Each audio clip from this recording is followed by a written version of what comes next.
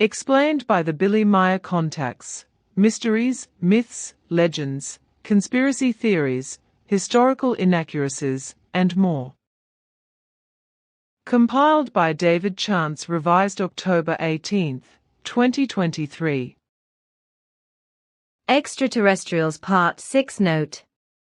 This section generally deals with the existence of various extraterrestrial civilizations, their histories, societies, cultures, behaviors, technologies, etc. An excellent summary of the UFO, extraterrestrial phenomenon, is given by Billy Meier in his article Extraterrestrials, found in Contact Report 257.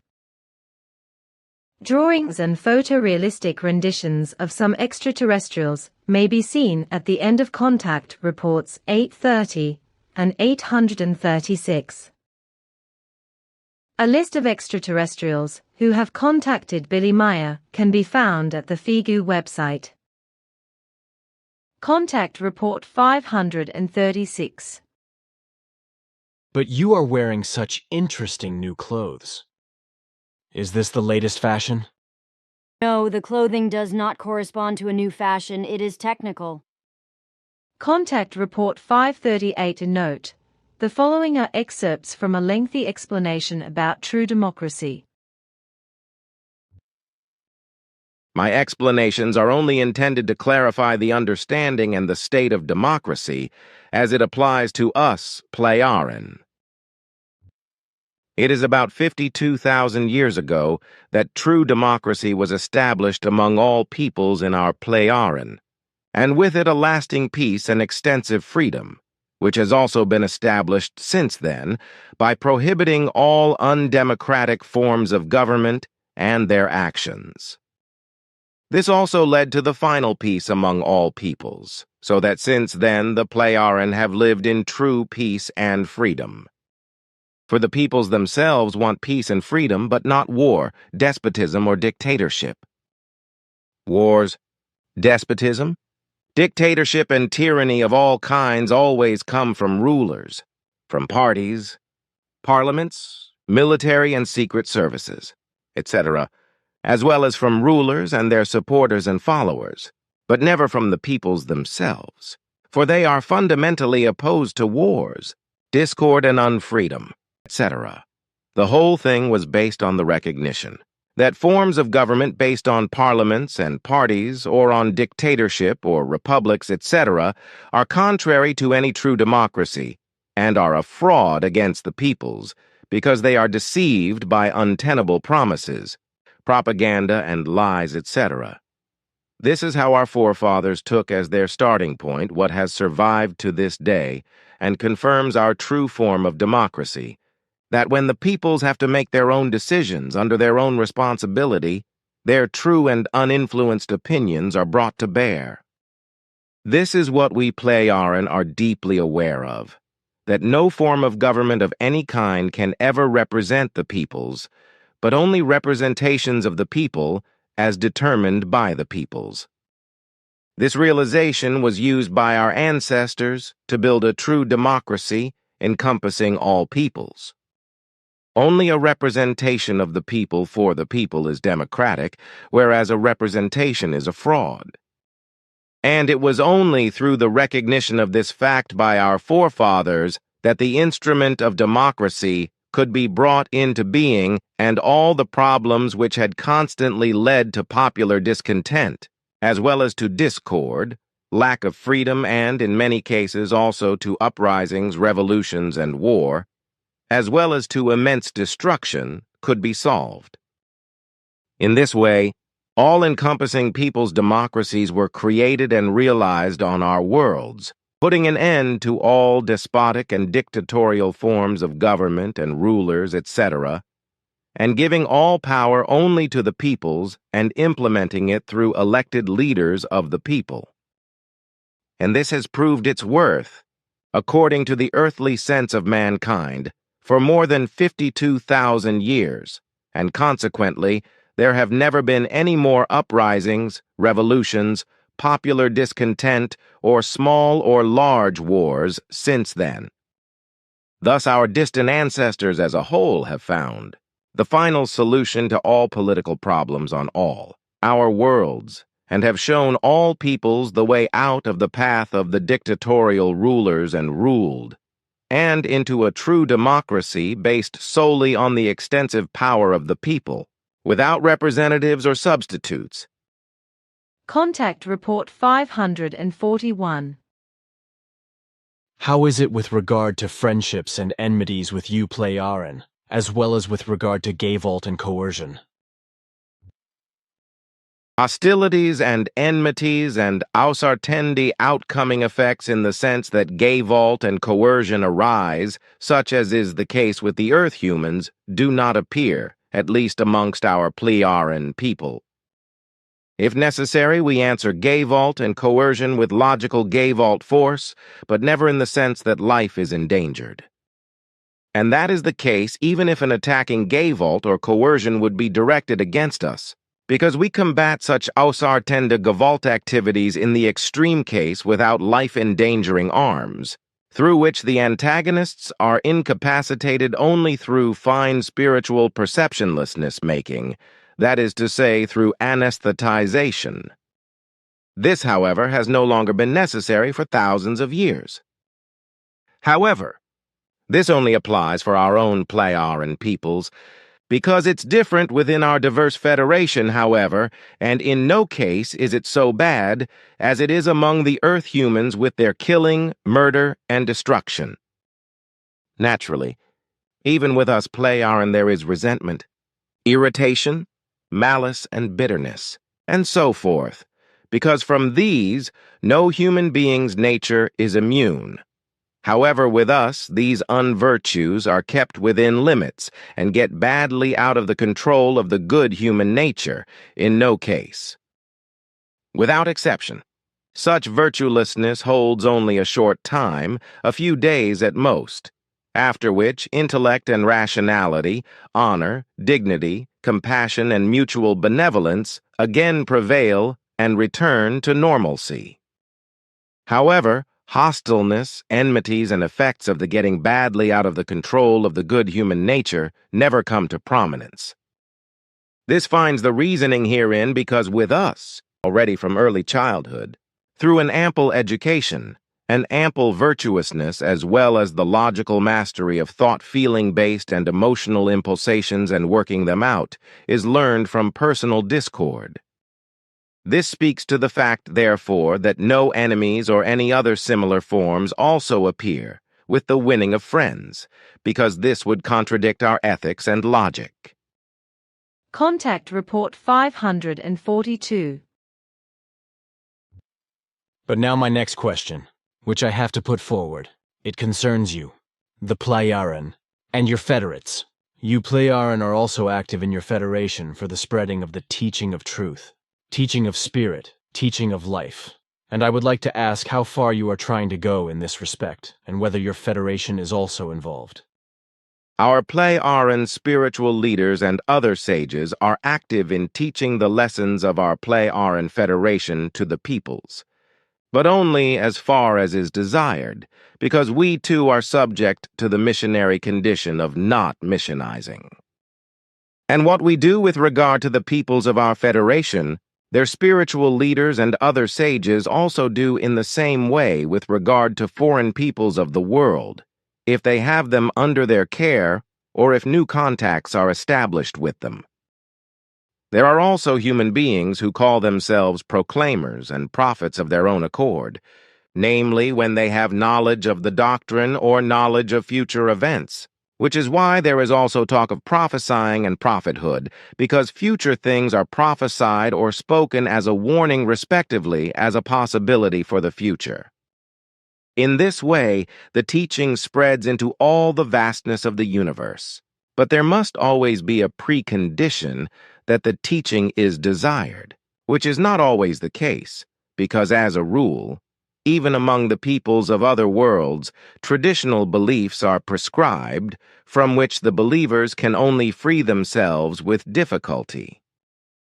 The infamous and deceitful as well as infiltrating missionary work by which the human beings are misled and persuaded to believe, as it is done by the earthly religions and sects, is absolutely forbidden. If the human beings want to turn to teaching, this must be done in their own interest, as well as out of their own decision and of their own free will, and without infiltrating influence. In small groups, etc., there is always an interest in the teaching of Nocodemion, and therefore it can and may be taught in this respect, after which larger groups of other interested people are formed when they recognize the changes for the better and good of those who begin to live and act according to the teaching. This is how the teaching spreads. But also in this respect, any kind of missionary work is excluded. Contact Report 547. However, in 1995, when we dissolved our stations on Earth, the danger still existed. According to our calculations of probability, from that time on there was the impending possibility that we player peoples could have been drawn into a war. As we explained to you at that time, to which we obliged you to remain silent, an attack on Earth could have taken place. Namely, by a large armada of space planes of a planet-wide dictatorially led and warlike multi-ethnic state from the same space-time structure from which we Pleiaren also come. These peoples, who did not belong to the Pleiaren Federation, were very warlike and conquest-addicted in nature, similar to Earth humans. They had been constantly fighting with their own races for more than 700 years, and at that time they were about to penetrate the space-time structure of the Dern universe through their space technology, on the same path that also gives us the possibility to enter this dimension, where the Milky Way galaxy, and therefore also the SOL system and Earth, are located. With us, the Pleiaren, these peoples maintained constant and contentious contacts, and often warlike actions were also threatened because the dictatorial powers of the planetary multi-ethnic state called Hardom were constantly trying to invade and conquer the Pleiaren worlds. As a result, we had to be on constant defensive alert to these peoples, while also keeping our secrets, which were related to many things of our technology and which we had to protect, in order to protect ourselves against these ever-present aggressors. But through infamous machinations, they managed to get hold of the technology regarding the possibility of breaking through into other space-time structures, so they learned to master them in the course of time and also gained knowledge regarding the Dern space-time structure and the Milky Way, as well as the SOL system and the Earth. Then, however, about 95 Earth years ago, a completely different form of government was introduced, and other rulers came to power. More peace-loving but still subject to the urge for war and conquest, but to a somewhat lesser extent than the dictatorial rulers. Consequently, they tried to join our Pleiaren Federation, but they were denied the possibility of being admitted. With the possibility of being admitted if they would give up all their warlike conduct and make peace in every respect, which they were not prepared to do in 1918 through some unpleasant events.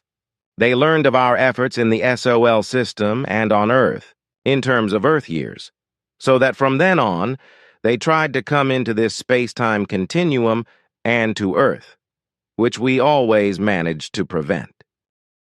Then, however, from the terrestrial year 1977 on, new technical possibilities arose for the Hardom, which again increased the danger that they could attack Pleiaren areas and also advance into the SOL system to Earth.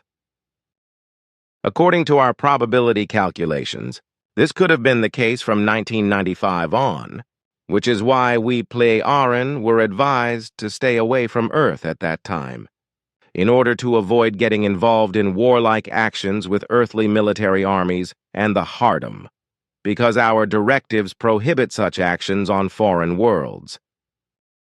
So if the Hardom had attacked, we should not have done anything about it. This is also because otherwise there would have been serious conflicts with our Pleiaren Federation in the form of a very vicious war with the Hardum on their homeworld.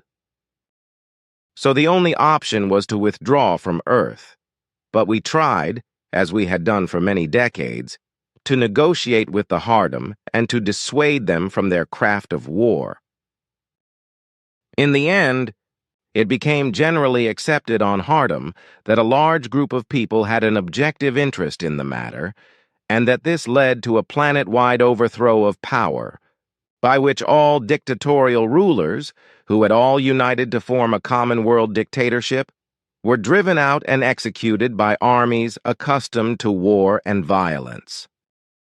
In 1996, the whole thing actually led to the new. Rulers coming to their senses and taking care not to allow any more power-hungry people to emulate any kind of war and also to dissuade their peoples from the art of war.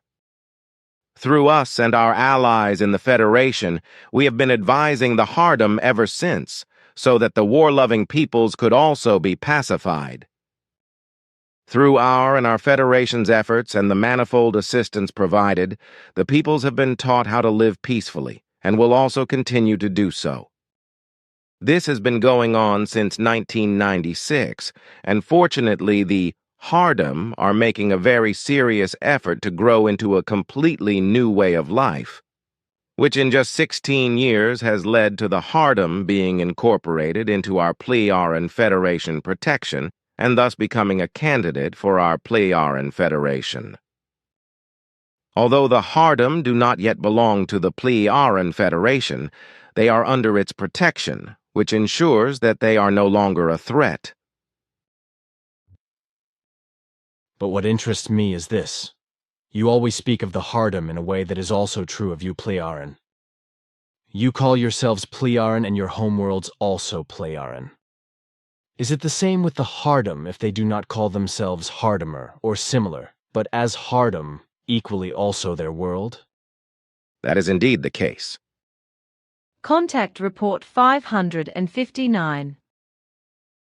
Very many of our people have learned the German language and are therefore learning the textbooks and the spiritual textbooks according to your German language, which you so excellently present. For all those who do not know the German language, all your written works have been and will continue to be translated into our intercosmic language, which is spoken by all our peoples without exception. The only exceptions to this are in the area of the Outer Federation, where this language is also very widespread. The intercosmic Kosan and our Iranic language, Aran, as well as our Pleiaren language, Sarat, are based on our very old original language, which, as you know, is the real origin of the Old German and therefore of the German language of today. All our languages are therefore equated with German in every term and word, so there is no difference in this respect. This means that every term and word in the German language has absolutely the same meaning and value in all our languages. Consequently, there is no difference in this respect. But super smart people always think that Swiss German is a German dialect. This is evidence of insufficient knowledge because our highly educated language scholars probably know this better than better knowing and, in this respect, uneducated Earth humans. I am sure you are right. Unfortunately, there are many know-it-alls on Earth who put false information into the world and thereby spread misinformation. Such an action is not possible with us, because there is no such thing as know-it-all. Because all knowledge is only accepted as truth according to the effective reality and its facts. Contact Report 560. He, Quetzal, was particularly affected by all this because the care and maintenance of bushes and trees is one of his great passions, which he cultivates with great dedication in his 3 own bush and tree plantations on Era. Contact Report 565. But the fact that the 4 groups unknown to us are active worldwide, as you say, and in many ways is an absolutely undeniable fact. And what the sense and purpose of their actions are, that is just as unknown to us as whether they are of earthly, future earthly, or extraterrestrial origin. We are also not interested in that because it is not in any of our tasks to get in contact with them or to find out their origin. So many observations, things, and strange occurrences can be traced back not only to the former Ashtar-Sharon group, but also to these four groups? It was never mentioned, but only that many events and occurrences could be attributed to this Sharon group, from the hypnotic forced contacts to all kinds of unpleasant happenings and strange occurrences. Of course. But now it is finally clear that the four groups, unknown to you, are very active in different ways. But the question is, will you continue to ignore them, and will you also continue to protect yourselves against sight and detection from them? Yes, that is clearly the case because we are not interested in any contact with them. And since our latest clarifications and findings, we are now also absolutely sure that these four groups have no knowledge of our real existence.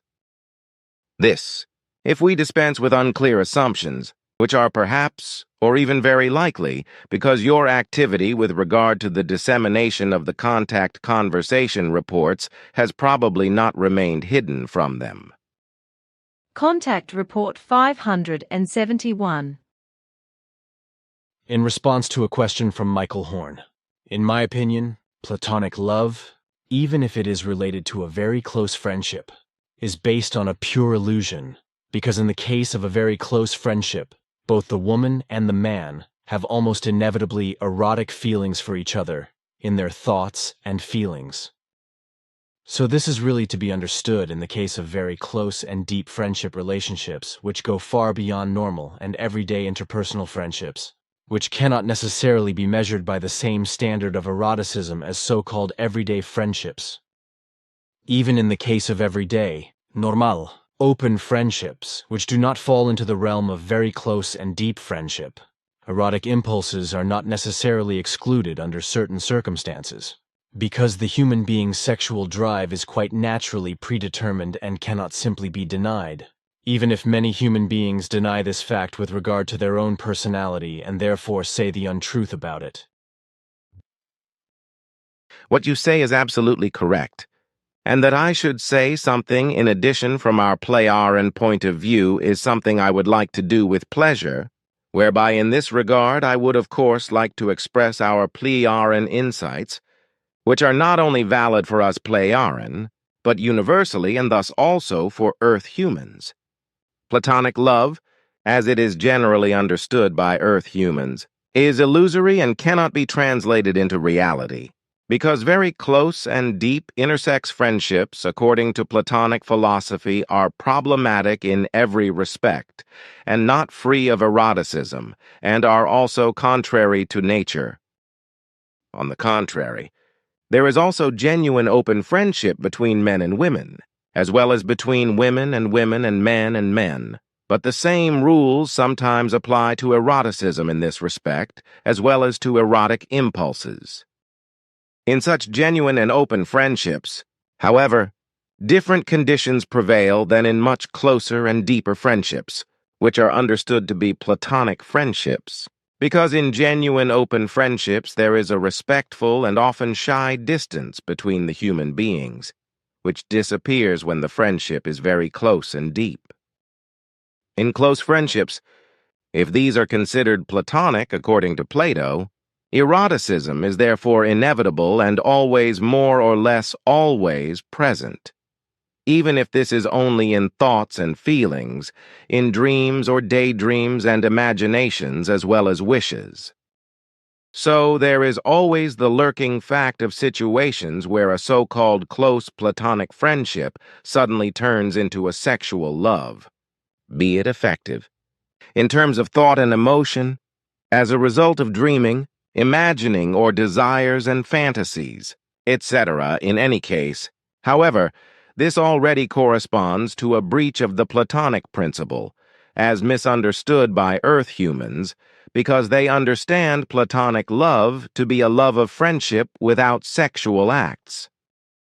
Platonic love in the sense of Earth humans therefore corresponds to a pure utopia. The reason for this is the erotic ulterior motives, ideas and desires which are not only related to men, but also to women, whereby both sexes assume romantic thoughts and feelings, which are decisive factors in the game of sexual ideas and desires, etc. If this is disputed, however, then it is either that a man or woman wants to present himself or herself more pure and better than the truth, and is therefore lying, or the truth about his or her own erotic impulses is suppressed and not acknowledged, which is also a lie. According to our ancient knowledge, which is also confirmed again and again today in all our federal areas, women and men of all ages judge independently of each other the fact that the erotic attraction itself consists in every good, pure, deep, and close friendship relationship. In all relationships oriented towards forms of friendship, it is also clearly evident that as a rule it is not a certain attractiveness of the human beings that is the main focus, but the relationship in terms of the love connection. Women and men are equally attracted to their good friends and girlfriends and feel romantically and erotically desirable to each other. Other relationships with fellow human beings also play a role, depending on whether they are peaceful, offensive, alienating, or crisis-ridden. There are also many reasons in the evolution of consciousness, as well as in true knowledge and wisdom. It follows that, in practice, sexual attraction between the sexes is an undeniable fact of life, except in the case of misogyny, which tends to be based on hatred, but which may not prevent the appearance of sexual impulses which are also given room to develop, despite the hatred. So, it is a fact that eroticism is always present more or less as wishful thinking feelings, and sexual impulses of all kinds cannot be avoided even in the case of a close and so-called platonic and long-standing friendship. This is the same with us.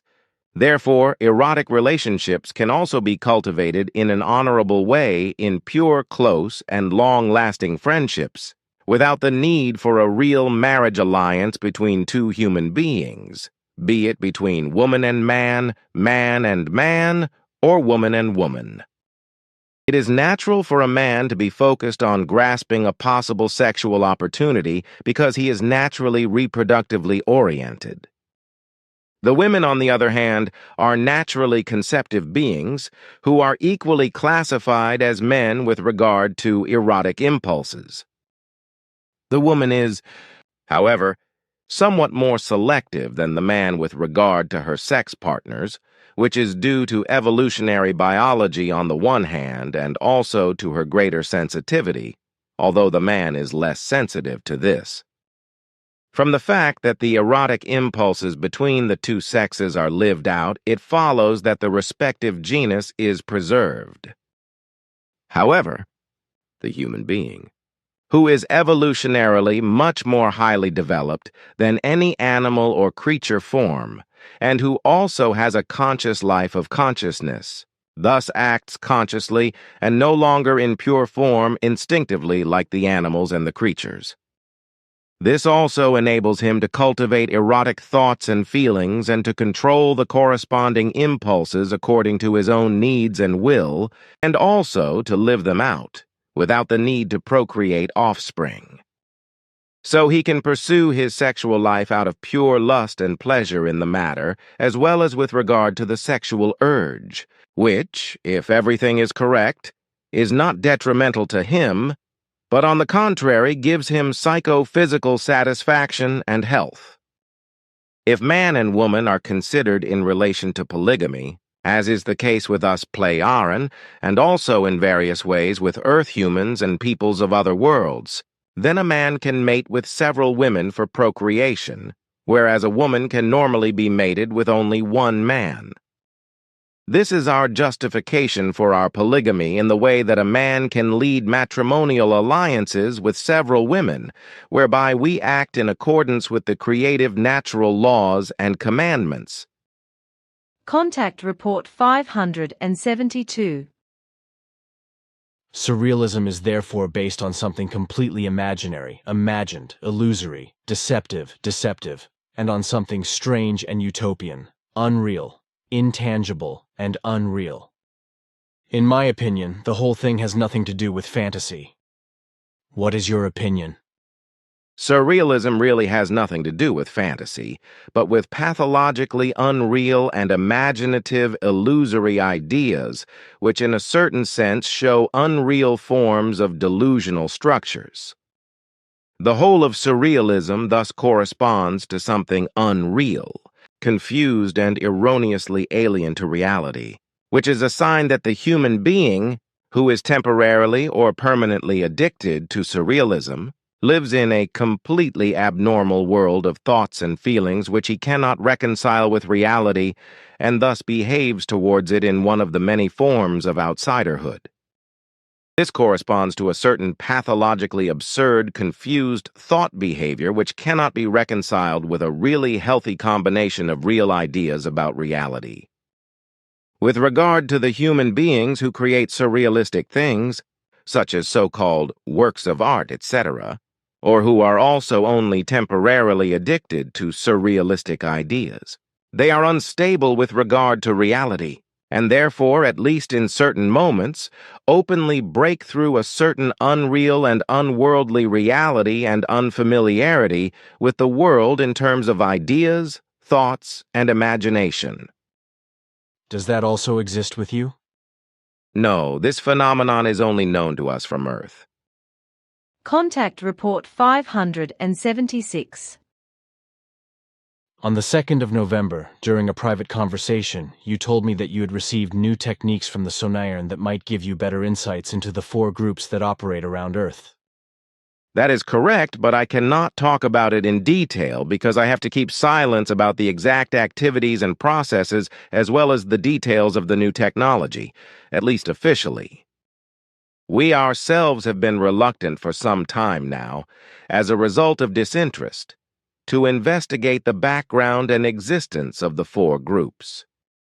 In September of this year, however, something special happened which made it necessary for us to take another look at the 4 groupings, or at one of them in particular. This prompted us to look for technical aids from Askett's friends, the Sonairan, in order to get to the bottom of the particularities we had noticed. As a result, during the last month, with the means made available to us by the sonar people, we have carried out in-depth investigations and have thus obtained important information about those particular aspects of the grouping to which we were particularly interested. As a result of our investigations in this regard, we have been able to clearly establish that the grouping in our interest is not of terrestrial origin, but is in fact Earth foreigners. With the new Sonair technology, we were also able to penetrate the materials of their round, triangular and boomerang-like flying apparatuses and use special equipment and devices to get inside their flying apparatuses without them being able to register this. In this way, we gained knowledge of the life forms themselves inside their flying apparatus and also of their technology, which is still inadequate compared with ours. We were also able to take a look at records which provided us with a lot of interesting information, also in this respect that it has been impossible up to now for the Earth foreigners to locate or otherwise recognize our Playaran flying machines. So we have remained unknown to these strangers to this day, which will remain so, because we continue to shield ourselves and do not wish to have contact with them, as our directives also prohibit us from doing. As a result of certain serious negative observations we have been able to make about this species. Our linguists were also able to decipher the language and written language of the Earth foreigners in less than 9 days, which also allowed us to gain extensive knowledge. We were also helped in this by tiny recording devices which we were able to beam into the interior of the foreign flying apparatus, which provided us with a great deal of interesting information and which could also not be registered by the foreigners because their technology in this respect is still extremely deficient. In the end, we were also able to determine the origin of the Earth foreigners, so that we now know where this group is going, or from where it came to Earth and continues to come here. I am not allowed to say more about this. We also know from our investigations and studies that these Earth foreigners are not able to penetrate our space-time structure. Contact Report 578. Should I assume, according to this declaration, that it can be dangerous to get in contact with any Earth foreigners or aliens? To find contact to extraterrestrials, that is what the Earthlings have been trying to do for decades, especially through the SETI program, in which a probe with information about the Earth and the earthly humanity was shot out into space. I know this, and it is effectively a profound stupidity of the earthly scientists responsible for it because it cannot be foreseen what kind of Earth foreigners will be when they get hold of the SETI probe. Civilizations of foreign planets, both in the Milky Way and in other galaxies, are not necessarily peaceful-minded and are conquering other habitats or worlds they colonize in war. And yet, among these conquerors, there are often quite barbaric beings who are in no way inferior to the Earth humans in terms of similar machinations, as they are peculiar to them.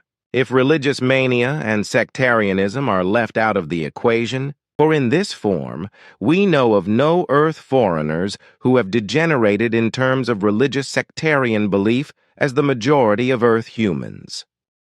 Therefore, it is particularly stupid and irresponsible what was started with the SETI program, because if one day the probe falls into the wrong hands, it can become quite bad for the earthly humanity and lead to disaster. Contact Report 582. I would like to know regarding how you yourself takes care to behave when a death occurs, and at the same time something festive.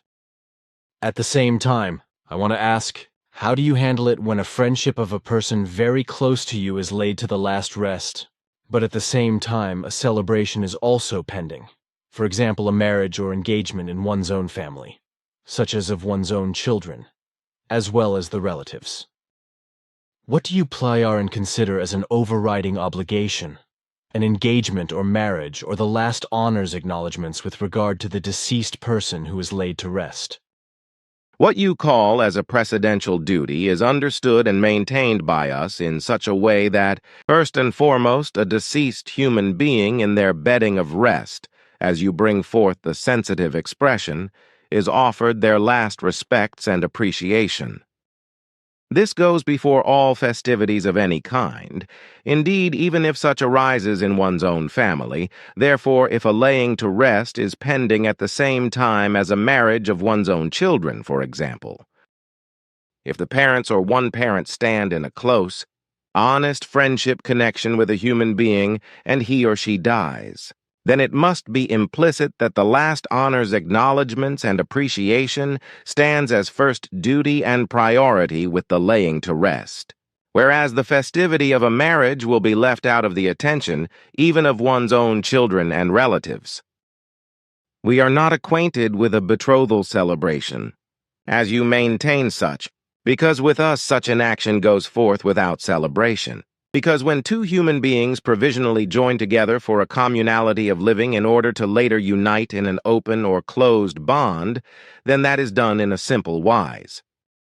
Our mentality as well as customs and traditions necessitate that without exception everything is handled as I have explained, and indeed this applies for all our Aryan peoples.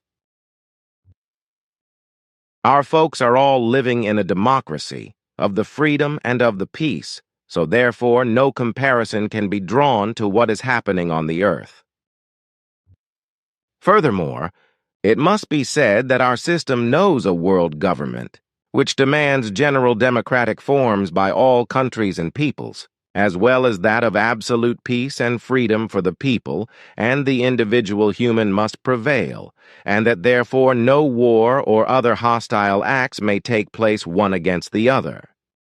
Furthermore, an absolutely free circulation of goods and persons on the whole of Era is given, wherein regarding this extreme care is taken that no flora or fauna, seeds, or even plants, as well as any fauna forms of life, are transported from one region to another, as unfortunately the opposite is the case on the Earth through the stupid and irrational globalization, by which originates much damage, and wherethrough all sorts of coming calamities are yet to be wrought. So there is no border customs for persons and wares with us on Era, and every human being can freely go anywhere to wherever he or she wants, without being controlled by officials, and so on. Now, even though everything is free and open, every country's territory has its own territorial boundaries, which are respected in complete uniformity by all peoples and not violated. Each country and nation governs itself in spite of the world government, and indeed independently according to their own customs and traditions, wherein no regulations of the global governance are given, because this is only authorized to ensure that our world's system of values is preserved with regard to peace and freedom and for the legislation of the planet, as also with regard to the dealings with the governments and peoples of other planets. Regarding the regular and special legislations for all the necessities of everyday life and of the life, this is nationwide and peoples-wide internationally, uniform throughout and directed to absolute humanity, justice and equality for all human beings, so therefore only a single identical legislation and applicable law is laid down worldwide and is valid for all human beings. So, laws and ordinances cannot be bent, and as for the intermingling between our peoples, it must be said that such occurs only in rare cases, in the wise when members of different peoples enter into bonds with one another, which, however, is actually extremely rare. The rule is that the individual peoples and the prevalent ethnic groups in these dwell amongst themselves and therefore neither mix nor change their customs and traditions through other cultural influences.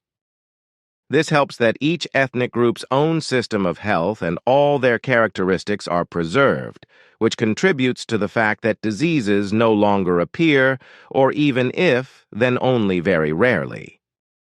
The whole issue of this non-mixing of peoples also contributes in that no diseases and epidemics are carried about, as well as one people's part doesn't clash into some troubles with another one's, either with regard to foreignness or race, nor concerning goods, products or language, etc., since, as a rule, the members of a peoples remain amongst themselves. With only very few exceptions in very rare intermingling, partnerships. Also, no mixing of peoples and foreign hostile and race hostile conflicts arise with other peoples or between families and neighbors, etc. And what is also extremely important is the fact that we know not of religions and sects, as well as not of different political parties and orientations. All Pleiadian Iran nations are solely and equally inclined to the creational natural laws and recommendations which are taught by the spiritual leadership. Consequently, with us Pleiadian there is neither religious nor sect hatred, nor religious or sectarian cult activities, rites, or any other such sectarian hostilities. Finally, what is still very important to say is the fact that there is not any prostitution in all our peoples in accordance with their entire cultural behavior and as a result of the legislation, such as regarding the turning to the creational natural laws and recommendations. Everything is so regulated with us with regard to the democratic determinations of the people that all peoples, that is to say, their populations are information technology connected with the center of the world government, as well as with the respective people's authority, which itself works out, on the one hand, agenda items as well as proposals from the authorities of the people or individual persons' proposals, and puts these up for the evaluation and vote of all populations. Regarding this, all peoples, that is to say their populations, are requested 3 hours before a vote, that is to say before a ballot, as you say in the given situation, to be present for a ballot for a certain period of time at the corresponding devices, or those several which are mounted in public everywhere and in dwellings for voting operations. The accrued matter which is brought to a vote will then firstly be officially announced just 3 hours after the populations are present at the ballot devices. The announcing of the ballot agenda item, which is always handled just a single item per time, takes place in such a wise that not only will all advantages be named and explained in detail, but also all of the disadvantages. Only after this, when all the facts of the positives and negatives are cited, begins the period of the considering and reconsidering of the ballot agenda item put forward, for which a period of around 30 minutes, according to your terms of time, is set, while the human beings of all populations can electronically make known their position, that is to say, a yes or no, which of course will be automatically registered and tallied up. In this wise, it is given that no gatherings of people can take place in order to bring about a mass persuasion, therefore all persons voting must make their own opinion known. All accrued election agenda items of any kind are handled in this wise, and indeed also with regard to an appointing of persons in the world government and the people's authorities. Additionally, it must still be said that the world government and the authorities are no more and no less than merely democratic representatives of the people. These exercise only the supervision with regard to the compliance with the laws and regulations, as well as the decisions of the indigenous peoples, together with their corresponding assigned forces of order, whereby, however, they have no self-determining gewalt, because the determination of all concerns and things is situated solely in the might of the planetary or national population. The world government and the people's authorities must therefore never act otherwise, as this is determined by the planetary or national population. Then the whole thing is based on a kind of internet? How does it stand, however, when crises and emergencies arise that require a quick decision and a prompt action? According to your understanding, you can call the whole thing as such. And when a crisis or an emergency arises, which then requires a quick decision and a prompt action, then the whole planetary population or each relevant population of the people is called to the voting machines, namely in the form of a general mobilization alarm call where only 1 hour's time will be given for that to become active. Then every person has the right to duly raise comments, which are heard and discussed, from which ultimately a logical decision must come forth, which is then put to the vote. However, such situations are more than extremely rare. Consequently, a last such mobilization dates back 2 decades. However, if such a case of a mobilization occurs, then that can perhaps take a long time until something is well regulated? Such can actually take up much time, whereby, however, crises and emergencies are extremely rare, as I said a little while ago. And who leads and then directs the whole thing in such situations? And generally, what is the nature of such crises and emergency situations? When it comes to planetary matters, they are carried out and handled by the spiritual leadership familiar with the matter, and in collaboration with the world government and the world's population. When it just concerns matters pertaining to a country, then the authorities of the peoples concerned and the corresponding populations are needed. And concerning the crisis and emergency situations, these can be very different, such as, for example, regarding a tactical intervention, if such is demanded from a region of a people or an entire planet of the Playaran Federation. Even extensive relief operations in one or more peoples, or even a whole planet of the Federation may be possible, such as in the case of threatening dangers from outer space or with natural disasters, and so on.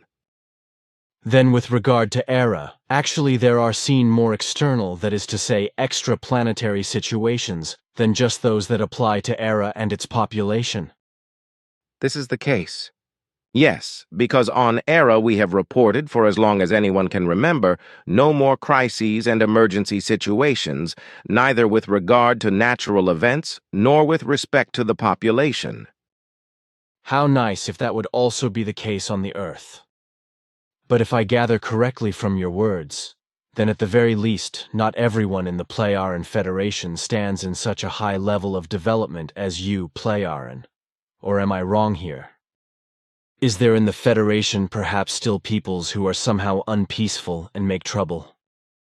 You are not wrong, because although we Playaran are making great efforts, Federation-wide, to keep everything in a peaceful form, various Federation peoples are still deplorably devoted to unpeacefulness, and thus also armed confrontations, which sometimes requires, yet only rarely, however, our intervention.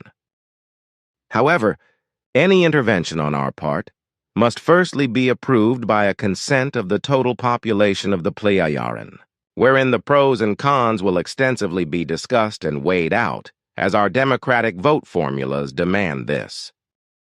The reconnaissance work regarding this is carried out by specialized spiritual guides and law enforcement forces, which also have the corresponding forward-looking capabilities in order to predict what will result as effects from the causes which are taken. And how about it, when lots of folks come forward for a word, is there not a mess?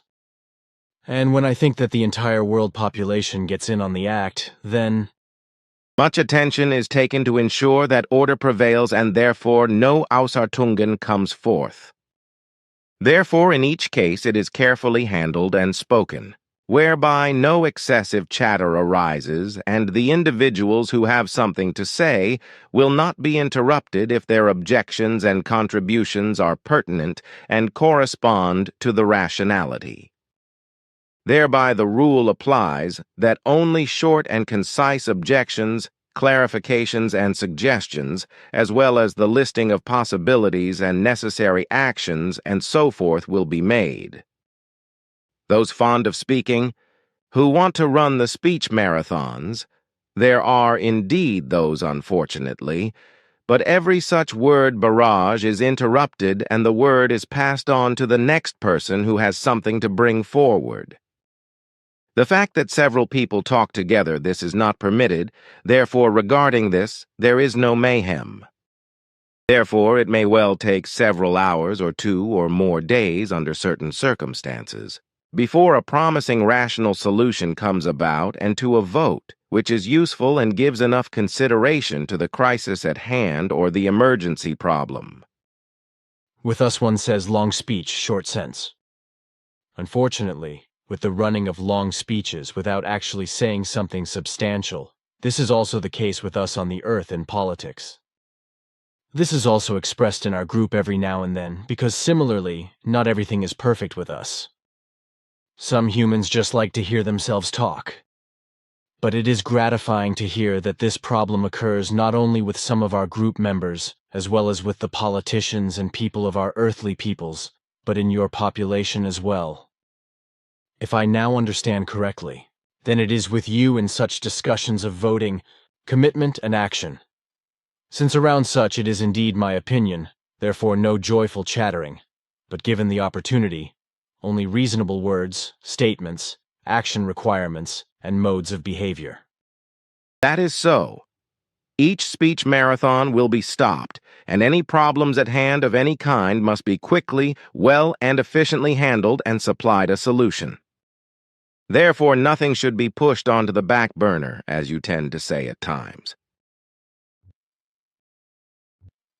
If I have understood correctly, then one could understand the whole of your democracy similarly to a democratic rural community, as we still have this in Switzerland in the cantons of Glarus and Appenzell, whereby beforehand, regarding the election process, no propaganda, that is to say advertising for a matter may be made, as this is, however, the case elsewhere than the mentioned rural communities in Switzerland. So that with you no mass persuasion can take place, as also no gathering of people can take place, as you had said, being that the election agenda is called only a short time before the elections open. And since the time for the election is only 30 minutes, and so each person is practically situated only by themselves and with their own opinion, no nationwide and partisan election propaganda can take place. Also, as a result, no party system and no party dictatorship can take place, and I find that fair, good, and democratic. That is correct. We handle a direct democracy in this wise, which in every respect prescribes that neither the world government nor the authorities of the countries and their peoples may take any of their own decisions nor make regulations, unless the entire planet's population has decided about that based on a ballot and has considered something as right. As I explained, all countries, that is to say their populations, have a uniform legislation, valid planet-wide and a determination of might, as well as with regard to all other things that uniformly affect all peoples. If the authorities are elected in a nation, then this of course pertains only to the nation, that is to say its population, although the voting process remains the same as if a planet-wide vote takes place. So only the people can determine who belongs to the people's authority or to the world government? This is indeed so, because such a process of a direct democracy corresponds solely in this wise. Contact Report 584. How do you feel about neutrality? We cultivate it in a very serious way. But what is it like in relation to your federation? On all the worlds of our federation, the same laws, rights, and regulations apply, both to the world governments of the different worlds and to the governments of the people. Our Plei-Aran world government is the guideline for all other world governments, as it is also the case for the governments of the people. No world government, as well as no people's government, which you call, for example, cantonal or district and municipal government, etc., interferes in any way in the interests of others because they maintain neutrality throughout. On the 1st of March, you said that you Plei-Aran on other worlds of your federation are entitled to intervene in emergency situations or in the maintenance of order, etc. What about your neutrality? Interventions are only made according to established treaties with the different worlds. But such interventions do not mean more than assistance, which, above all, is only given when it is demanded by the majority of the respective world population. By aid, I mean aid that is really only aimed at doing the best possible for the benefit of the respective populations. I also understand that this does not mean going to arms, but really only providing assistance. But what is it like when situations and events of violence occur on any world of your federation?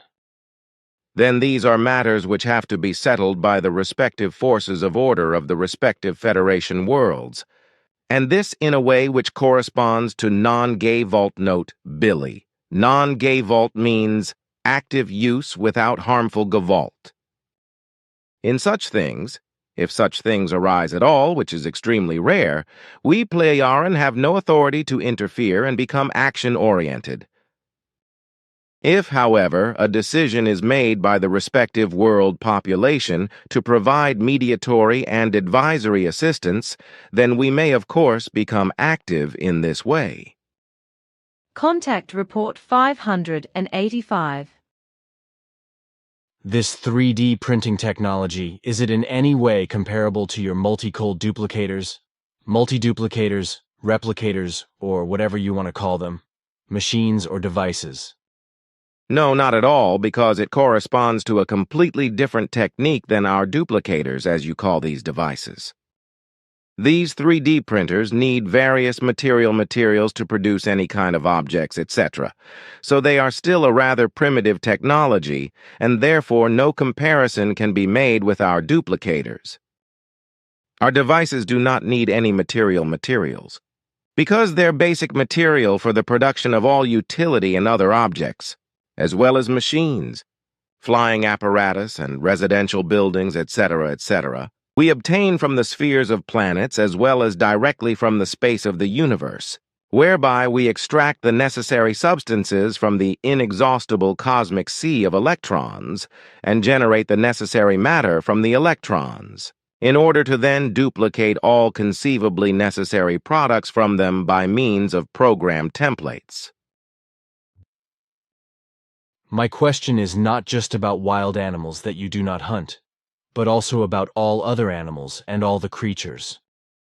You are also producing meat through your multipliers, which, as I mentioned in the extract, is equivalent to animal meat. This synthetic meat, on the one hand, is it made up of animal protein and all the other substances that animal meat has? And on the other hand, is it also possible for you to synthetically generate different kinds of meat from animals and from creatures, and also their meat taste? That is, of course, the case. Then another question on this. Do you kill any animals at all, as well as reptiles, fish, birds, and other animal creatures?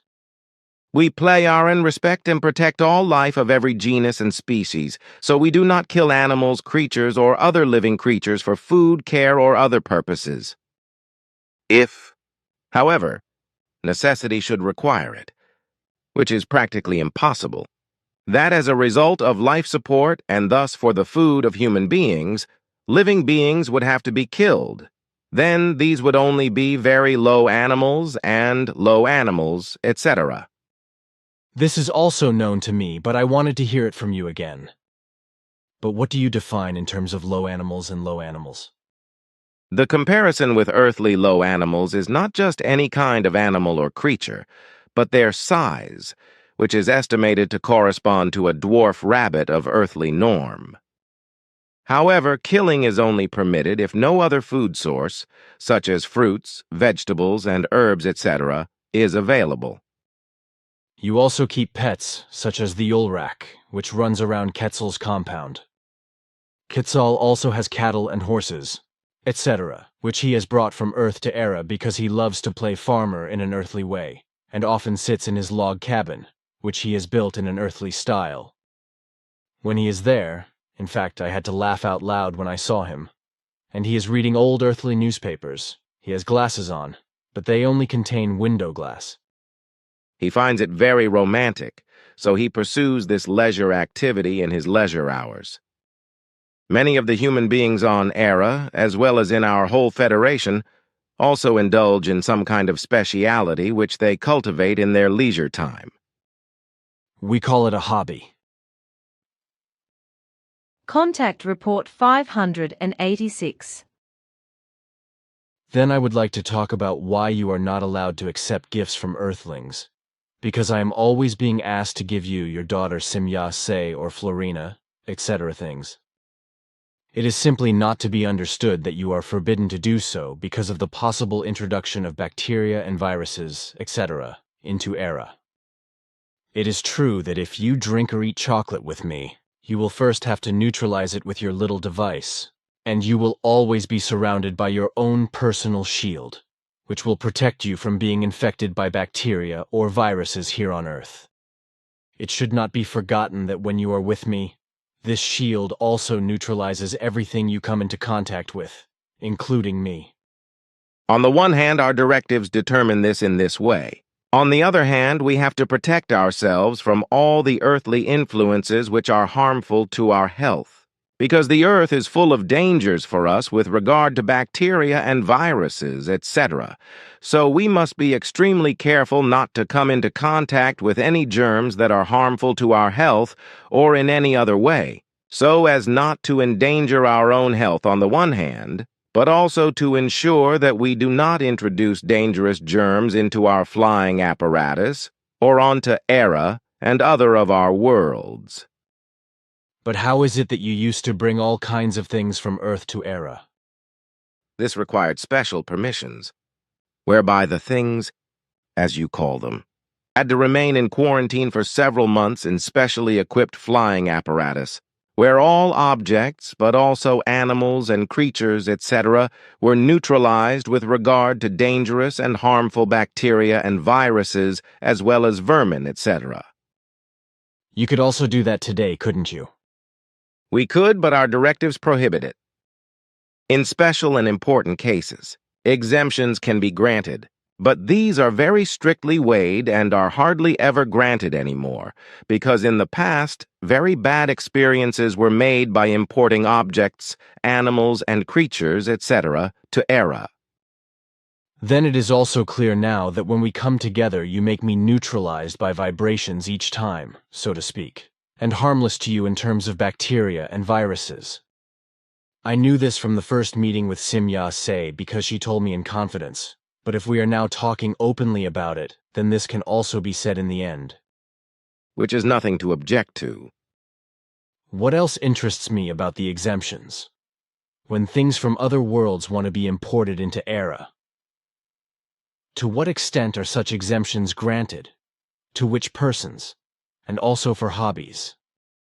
In principle, all persons can apply for exceptional permits, which as a rule are also granted, although all security precautions must be taken and observed. However, it is extremely rare that such applications are made, because there is no great need in our populations for things, objects, and any goods from other worlds. The interest is usually in things and goods that exist and are available on Era. If there is a need for goods which come from other worlds and which are of Era planetary or Era volcanic necessity, then these goods will be imported under the same security conditions as those which also apply to the extremely rare imports which are applied for by private individuals with exceptional permission. Quetzal and one of his friends have a hobby of terrestrial animals and vehicles. Are there others who have similar hobbies? This is not the case, as far as I know, because such incidents are registered by the world government, and no other person with the same hobby passions is mentioned in our records. Nevertheless, there are persons who collect various things from other worlds and are passionately connected to them. As I have said, this is very rare, because our people are more interested in our different cultures and all their connections to them than in things, objects, and goods from other worlds. So then every human being has the right, when he wishes or wants, to obtain things and goods from other worlds. That is so, yes. But as I said before, such interests are extremely rare, because on Era we have everything that the human beings and the entire population need.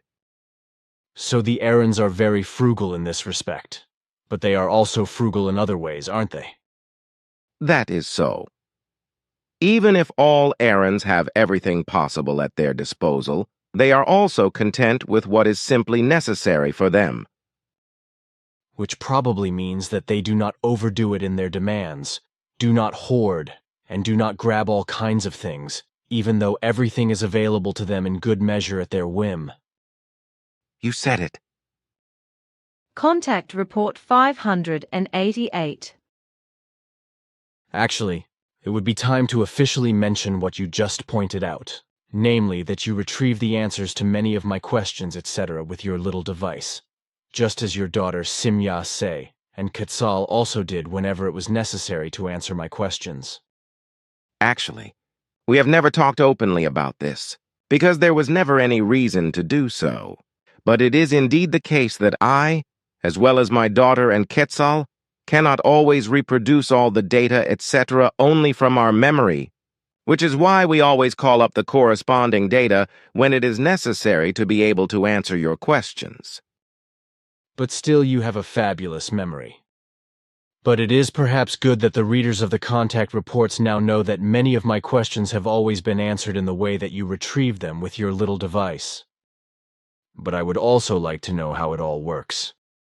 With this little device, I transmit your questions to my archive in my flying apparatus, where your words are automatically converted into the language of the archive at the moment of speaking, evaluated, and at the same time the corresponding answer data is picked out and transmitted to me again, directly into my consciousness.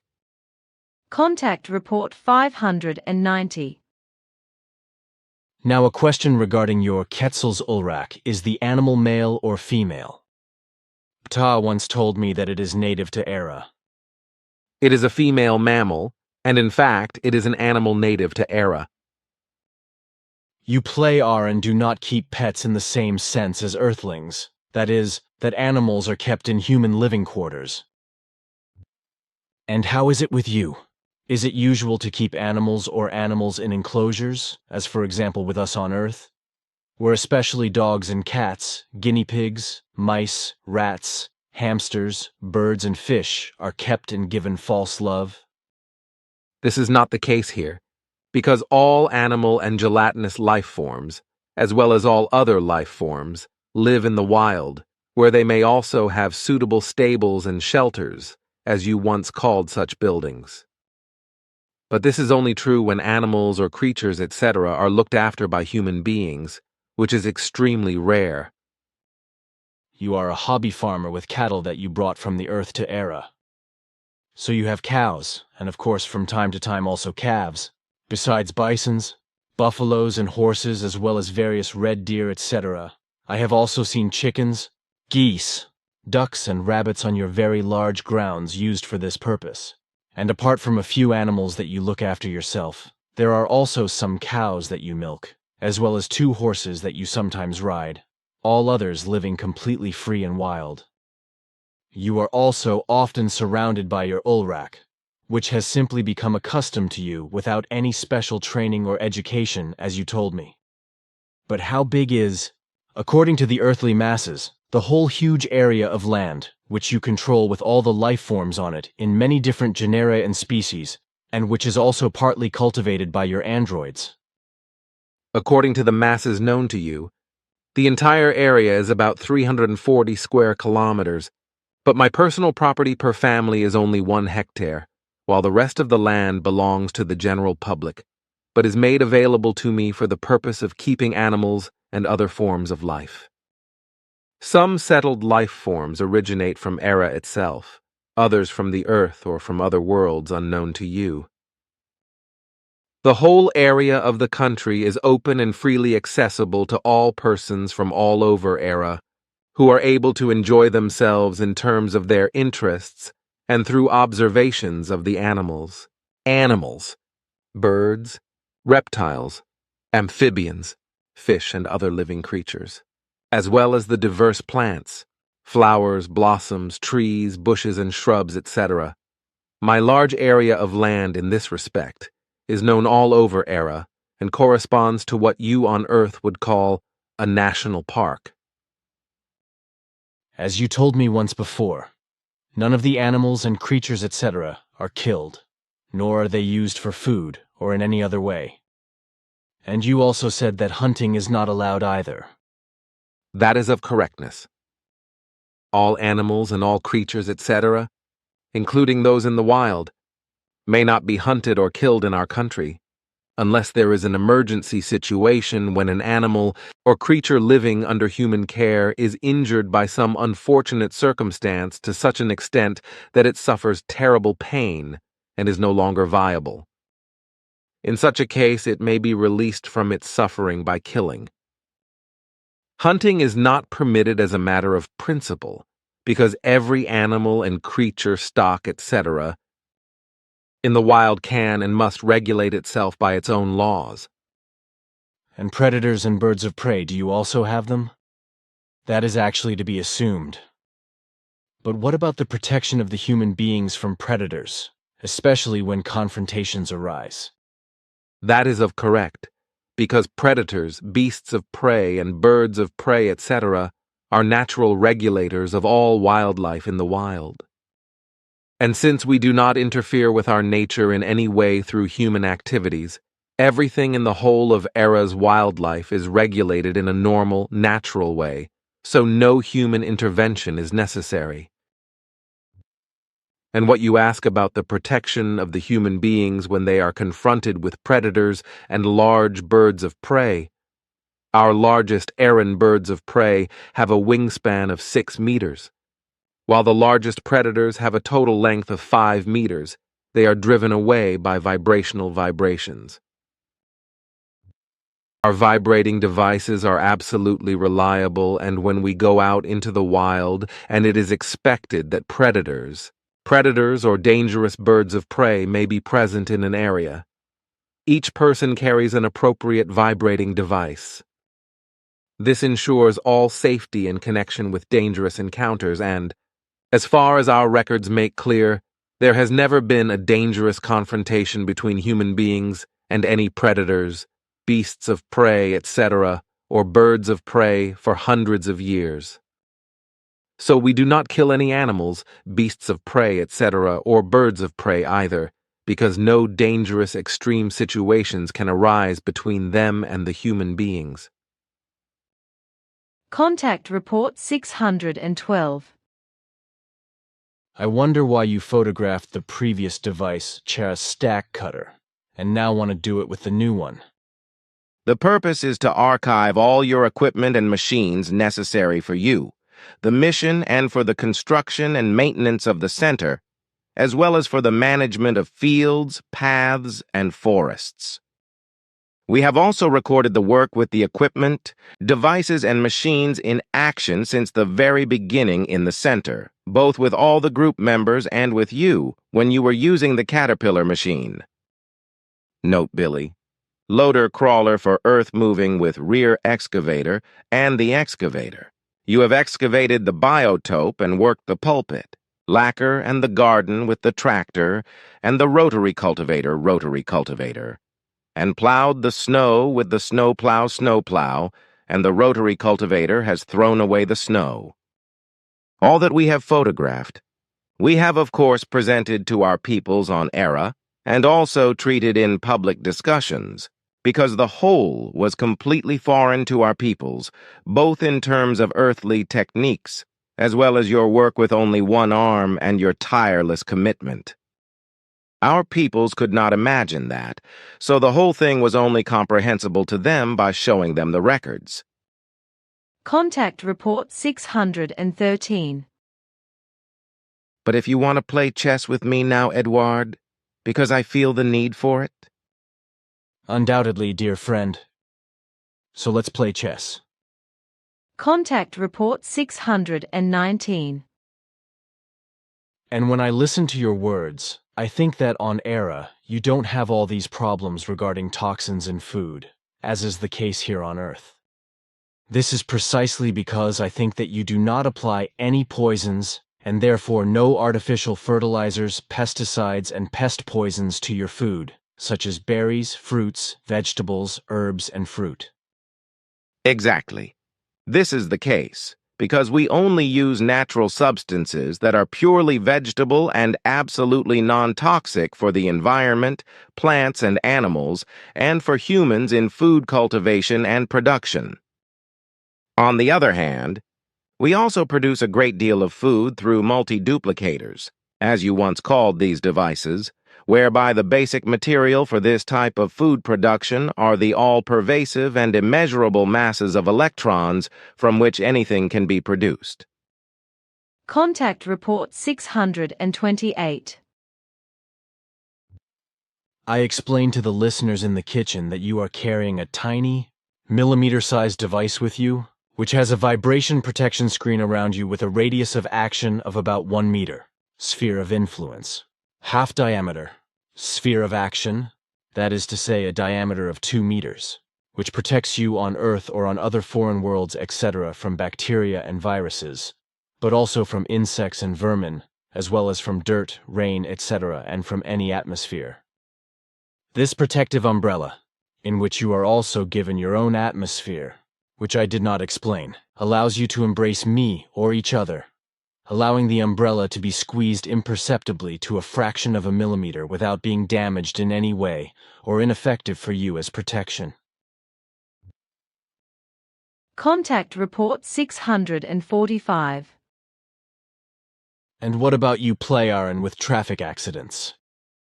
You don't ride on roads with bike vehicles, you glide through the air with hovering vehicles. Our planetary airways are designed and secured in such a way that accidents caused by collisions, etc., are impossible, and consequently human lives are neither harmed nor lamented, nor is there any material damage to the hovering aircraft. Contact Report 646. As you have told me several times in the course of our conversations since 1975, the pear or avocado fruit was already genetically manipulated more than 13,500 years ago by extraterrestrials or by Plei-Aran immigrants in the tropical regions of Earth, and called pear by the people of that time, because the fruit was also used for feeding pigs. So there was a cultivation of naturally genetically modified avocados, which have been used as food by humans ever since. Contact Report 650. First, the number of 144,000 people corresponds to a very early norm of an emigration power created by Nocodemion, which was usually led by 228 commanders, although there were seldom small exceptions, who, together with the emigration power, were under the command of an emigration Swiss. Such emigration powers were volunteers who idealistically agreed to spend the rest of their lives with early humans on other worlds, as well as on Earth, in order to teach them many helpful things about life management and development. For the first time, such an emigration force was sent out millions of years ago, followed by several more in 4 galaxies over all times, and thus also into the SOL system and finally to Earth.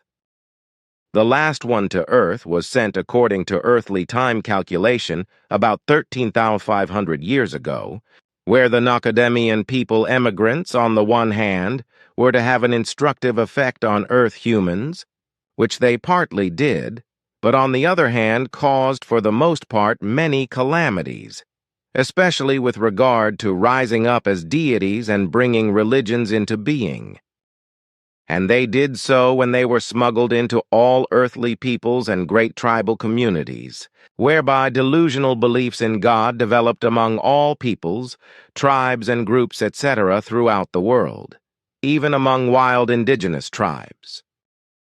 This led to the emergence of religions and sects, which expanded more and more and have survived to the present day and into the 3rd millennium, respectively, and will continue to do so for a very long time to come. All those of these extraterrestrial immigrants who remained on Earth also died there, and since then their spiritual forms have also reincarnated and will continue to reincarnate on Earth, precisely in ever new personalities of newly born Earth humans. So the 144,000 emigrants and their superiors and leaders were integrated worldwide as instructors into all existing earthly peoples and large tribes, as well as various groups in which they had to act as instructors. And like I said, many also fulfilled this obligation and thus led Earth humanity in technical, medical, and scientific regard on a higher level, however always in accordance with the possibilities prevailing at that time, and also further on Earth. In this way, everything has been carried and developed since then up to the present time. Consequently, by the descendants of the old extraterrestrial immigrants from the Nocodemion descendants who came to Earth, who since then have been born again and again as new personalities and continue to be born, innovations in medicine and technology, etc., as well as new insights and expanded knowledge have been brought and continue to be brought. And many of these distant descendants of the former 144,000 Nocodemian descendants, ethnic emigrants, became and are, as a result of their evolution of consciousness and their abilities of various kinds transferred to them by their total conscious blocks, very talented in certain areas and powerful in this respect in progressive innovations which are not yet possible for the pure earth-created earthmen. And such persons from the number of 144,000, as well as various others at other times, but also in the number of 144,000 each, were also the ones whom we, as the authoritative inventors, researchers, physicians, technicians, computer scientists and scientists, etc., of certain areas on Earth, taught about knowledge, insights, and developments, etc., in an apparatus, impulse hypnotic manner and without their knowledge, which was made possible for us by our directives. Therefore, when we committed ourselves to this teaching activity, we were only allowed to take care of the distant descendants of the former immigrants of the Nocademian descendant peoples who were in active life, but we were not allowed to take care of any pure terrestrial human beings who existed from the ground up. How often did the Nocademian descendants of such emigration powers, each comprising 144,000 people, come to Earth? And what would also be of interest to me here would be the number of people who have finally remained on Earth and died there as a whole of these immigrants, so that they were born again on Earth as new personalities and continue to be born. It would really be very interesting to know this, if you have records of it. If for a moment yes here, yes. Our annals refer to a number of 8 different emigration powers of 144,000 persons each and 228 superiors each, who came to Earth in the course of more than 2 million years from the Nocademian descendant peoples. And here is a total number of 1,151,828 people who were involved. Of these persons, 575,914 remained on Earth, died there, and are born again with their old reincarnating spirit forms as new personalities. And these have been decisive since time immemorial with regard to all developments and great achievements of humanity on Earth, are also active in the modern age and will continue to be so in the future. Through their help, in the course of time, many pure Earth humans could also develop to a high level of knowledge and can. Consequently, a great deal of progress has been made for some time in all areas, and in every respect also by pure Earth humans, I think, isn't it? That's true, but it's still mainly the reborn new personalities of the former Nocademian descendants who are in the foreground. Can I understand it? But how did it happen that 144,000 each agreed to give up their highly developed culture and live on Earth with early humans like Homo erectus? On the one hand, they were pronounced idealists who were willing to provide development aid, so to speak, as is similarly the case on Earth, where such aid is provided for third world countries, etc.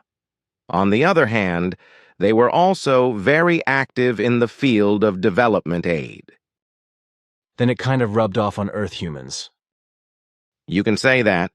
But on the other hand, there were also genetically manipulated refugees from the Sirius regions among the immigrants from the Nocademian descendants, as well as fallible, that is to say, delinquents of the home planets, who preferred, instead of being sent into exile, which was applied in the most drastic and severe manner, to emigrate with such emigration powers and at liberty to teach early humans in the manufacture of various kinds of products, such as tools and hunting weapons, clothing and food containers, etc. Primitive art, music, and all kinds of knowledge were also taught to early man by these immigrants, as well as knowledge concerning the heavenly bodies, medicine concerning medicinal plants, etc., and the use of fire, etc. And how and where were the distributions of these immigrant persons made among the early earthly human beings? Small immigrant groups were formed, which were integrated into earthly early human groups all over the world, while others joined early humans as loners or lived as their own small groups, which then also mixed with the early humans over time. In these forms, it was possible that mergers with the immigrants and the early humans could come about, which was, however, not always simple, but often connected with fights, which also claimed deaths on both sides. But in the end, everything regulated itself in one way or another, so that the teachings could also take place and bear fruit. So the whole thing was not easy, but therefore the actual creators of all progressive inventions of the early humans were to be led back to the immigrants of the Nocademian descendants peoples. And this was the only reason why the humanity of today, which emerged from the early humans, could develop so drastically fast, and as far as is the case today, with regard to electronics, inventions, craftsmanship, art, medicine, music and technology, etc., and so on. In principle, it would not have been possible without the direct immigrants from the Nocodemion peoples, and without their distant descendants and all their teachings, as well as also without your apparatus impulse hypnotic influence of the descendants of the extraterrestrial immigrants that earthly mankind could develop so rapidly and to a large extent up to the today's conditions. During the first millions of years and millennia, this was indeed the case. Of course, only in primitive developments of various things, for everything always had to be adapted to the corresponding state of consciousness of Earth humanity. This is because it was only possible to avoid an overdevelopment in every respect, because such an overdevelopment could not have been coped with by the Earth humans in terms of understanding and reason. The early extraterrestrial immigrants naturally had to withhold their knowledge as well as their abilities, and possibilities in every imaginable form, and to downgrade themselves in this respect in order not to overtax the early earthly humans, who became known as Homo erectus through research in modern times, and also later the more highly developed earthly humans with excessive abilities, on the one hand, and on the other hand in order to adapt to them in every necessary way. Contact Report 651. How do the Pleiarians and the members of their federation feel about alliance love, or about entering into love relationships? How high is the proportion of Pleiarian women and men in the total population who are classified into a polygamous alliance? Our federations are in no way subject to the provisions, laws, and regulations of the relevant Pleiaren forms, for all federations have their own, over which we Pleiarens do not exercise control. However, in all federations it is given that their own regulations, laws, and ordinances are largely, but not necessarily, aligned with our Pleiaren values. The number of women and men out of the total population of registered polygamous alliances is not known to me personally, but only the last statistics, which were evaluated according to earthly time 2 Earth years ago, and resulted in a result of such alliances of 62% according to the total population. The rule with you is 1 to 3, or a man to 3 women, but more rarely also 1 to 4. But what about monogamous alliances? Lack of alliances or being single or alone and unregistered or free alliances, as you say, which are called wild marriage by us. Can you please also name the data in this regard? Of course. Monogamous alliances are listed here according to statistics with 5%, non-alignment with 7%, and free alliances with 26% of the total population, whereby here also in this respect no numerical data are given. That'll do, thank you. The next question is, in spite of the high level of consciousness and self-control of the Pleiaren, are there still problems with jealousy, claims to possessions, and comparable emotions between partners who have united in an alliance love? Unfortunately, such unworthiness can also appear with our Pleiaren peoples, but in extremely few cases such unworthiness results, which are usually regulated without exception peacefully in the end, and whereby the misconstrued in this way end their alliance for reasons of reason and remain from now on usually unaligned. Good and patented regulation, I think. Then the following question. How do the Pleiaren keep it with the personal freedom within the alliance love form?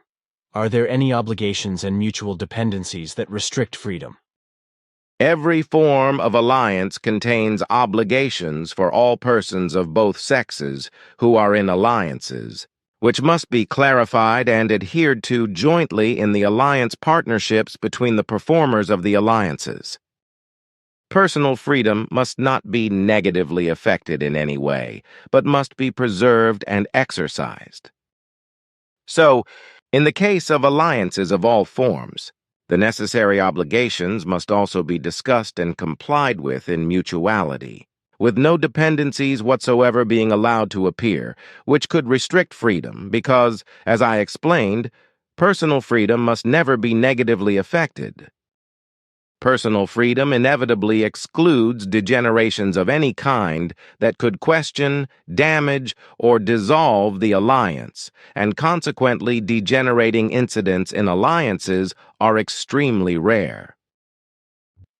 How do the Pliareni women and men practice everyday life in a polygamous alliance? Does the man live alternately with a woman with whom he may have children? Or do all of them live together in a polygamous alliance of united partners in a house or in a common dwelling? In this respect, there are various forms, depending on the agreements between the husband and his wives. Thus, both polygamous alliance communities in a single dwelling may be possible, as well as polygamous alliances in separate dwellings in one place or in different places for each woman, and her children can be maintained. This depends on the agreements of the allies. Then that's clear too. Then the following question. Who takes care of the upbringing of the children in a polygamous alliance? Of course, the education of children is without exception the task of the biological mother and father. Sure, can't and shouldn't be any different, I guess. Then this question.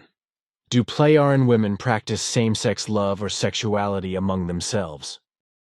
This is not the rule, but it can be absolutely possible, which is also the case for rights if certain women have corresponding bisexual predispositions. You regard male homosexuality and female lesbianism as natural normal, as you once said, and consequently there are also homosexual and lesbian alliances, which can also result in monogamous and polygamous alliances of female-male form. That's right, too. Then there was this question. It was once said that a couple should get to know each other better over a certain period of time in the Pliaran, before an alliance is formed, and then it is examined whether the two people really should fit together and form an alliance. How exactly do the Pliaran and their spiritual leaders determine whether two people fit together so well that they can enter into an alliance love? Such exams are absolutely voluntary, but are nevertheless conditional on registration, and are recommended and offered by the spirit leadership and used and conducted by the allies of all kinds. For more than 3,000 years, no case has been known that an alliance would have been formed without these prior checks, which also applies to the free alliances. In this way, false alliances are so extremely rare that they are not recorded statistically. The tests themselves are carried out after very precise and varied clarifications, factor analyses and tests, primarily with regard to the type and condition of the partnership relationship, the character value, as well as with regard to partnership freedom, partnership behavior, partnership relationship ability, descendant parenting skills, partnership crisis management skills, partnership compromise skills, partnership handling skills, partnership willingness, partnership ability, partnership trust, partnership openness, partnership attitude, partnership communication and partnership commonalities, etc. The entire list of clarifications. Factor analysis and tests includes 70 important moments, which also include non-partnership and social, but also psychological and interpersonal relationships, as well as educational and lifestyle values, etc., all of which, however, would have to be enumerated. Note Njana. Exam takes 3 to 6 days, depending on the time.